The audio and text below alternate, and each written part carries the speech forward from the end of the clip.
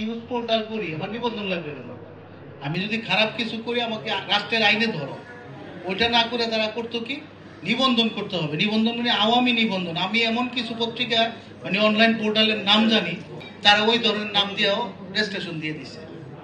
তো এই যে আমি তুমি সে রেজিস্ট্রেশন পাইলো, আর যেগুলি বাংলাদেশের নাম করা পোর্টাল, আমরা যেগুলিকে পোর্টাল হিসেবে ট্রিট করি, যে এগুলি নিউজ পোর্টাল, ওই পোর্টালগুলি কিন্তু বিগত সরকারের আমলে অনুমোদন পায় না।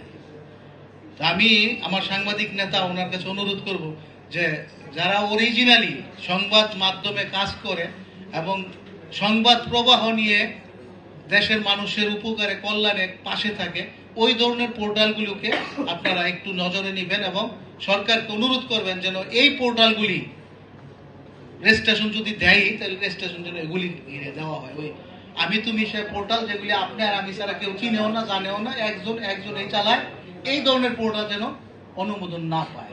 আর আমরা সবাই ঐক্যবদ্ধভাবে ইনশাআল্লাহ এই নজরবিড়ির সফলতা কামনা করতেছি। আল্লাহ হাফেজ, আসসালামু আলাইকুম।